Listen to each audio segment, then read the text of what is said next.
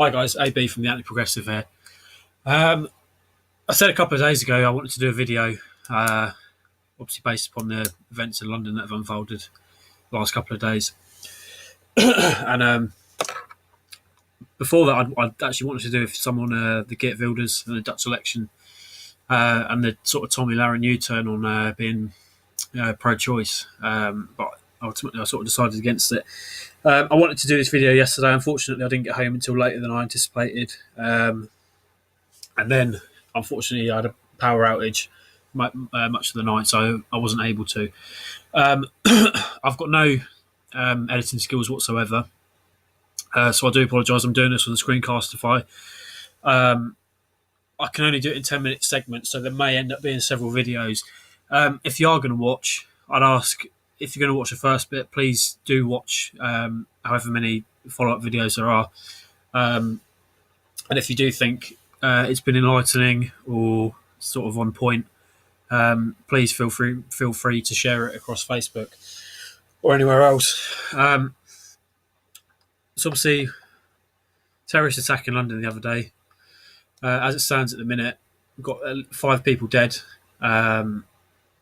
Somewhere in the region of 20-25 people, I believe, injured now. Some sort of in a critical condition, fighting for their lives.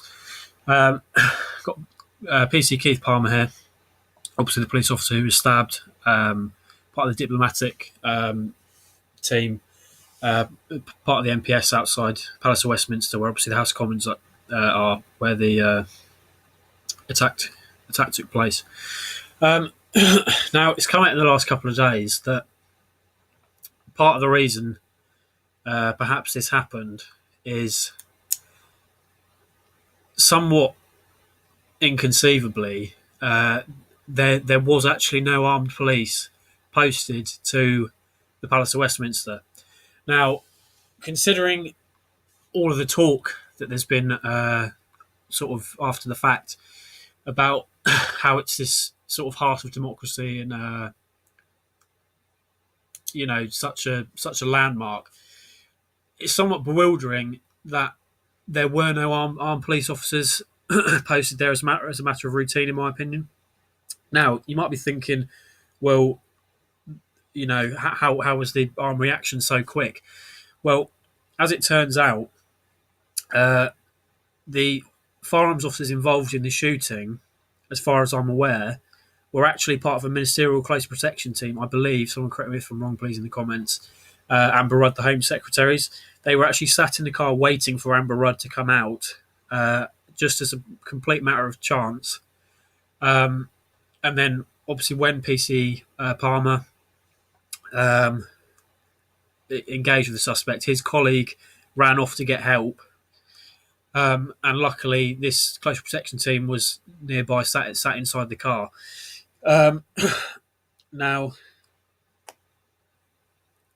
in my opinion, that it's just utterly ridiculous. The UK, as far as I'm aware, again, is one of only 3 police forces in the entire world where the officers are not armed with firearms as a matter of routine. The others being the Republic of Ireland and New Zealand. I think every time something like this happens, there's always a sort of discussion that gets swept under the carpet around officers being armed. And the argument that always seems to come through is, well, the police in the UK have never been armed. Why should we start arming them now? As we can see from what happened the other day, what the police were armed with in the 1800s or 1930s, whenever else, is completely irrelevant. It's the 21st century. We're fighting against a new type of crime here, a new type of threat, and it's an obvious issue in itself. If we aren't going to have an armed police force outside of Northern Ireland, where all officers are armed, we need to have armed officers permanently posted at these key locations. But to sort of make an even safer society, I think it's actually time for us to take the step and start arming police officers with handguns as a matter of routine. I'm not saying definitively that this could have been avoided, that it would have saved PC Palmer's life.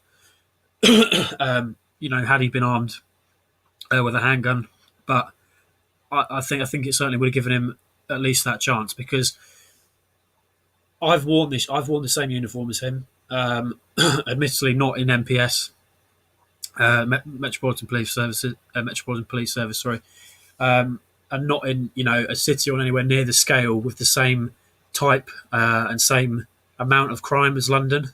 But I can tell you now, when you've got some 6 foot tall fucker who starts mad dogging you, a bottle of Captor or CS spray and an extendable baton don't really make you feel that safe, quite honestly. And if a bloke's got a machete or a firearm himself, having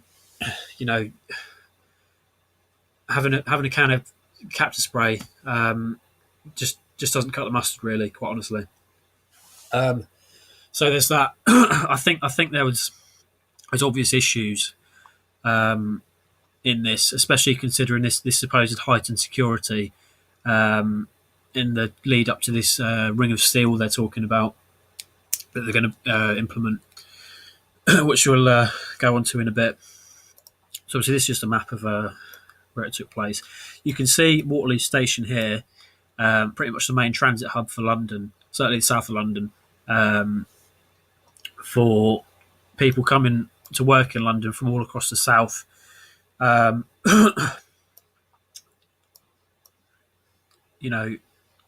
you cross the Westminster Bridge, obviously you've got Palace of Westminster right on the bank of the Thames there. St James's Park, quite a big tourist site. New Scotland Yard, just down the road. Westminster Abbey again, 10 Downing Street.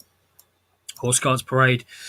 So it's a very traffic heavy area in terms of the tourist population and stuff like that.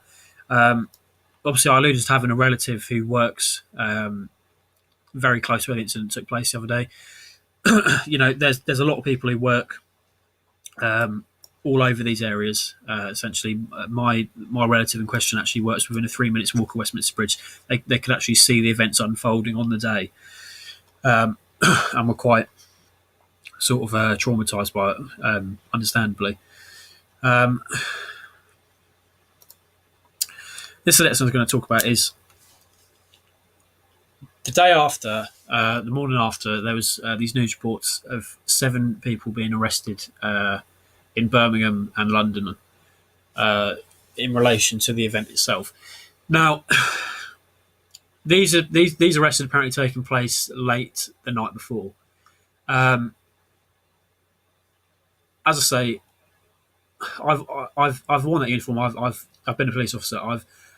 I've never been the lead on a case. I wasn't in that. I wasn't in long enough, or at a senior enough level, to sort of run my own case or anything like that.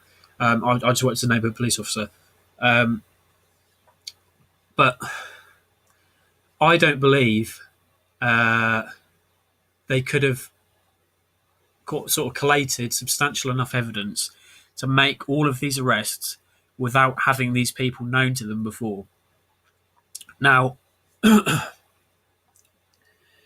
begs the question: why weren't these people arrested beforehand?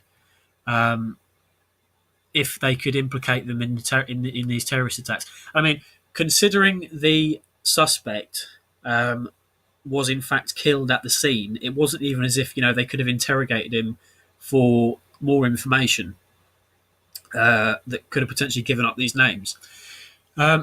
So I think this is another flaw in the security system, quite honestly.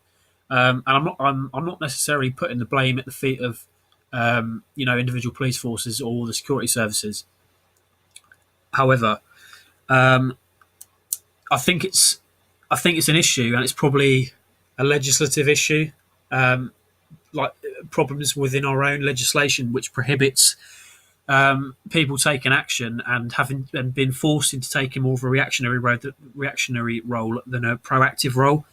We're going to have to cut it there because the screencast is going to end. As I say, please watch the follow-up videos. Thanks.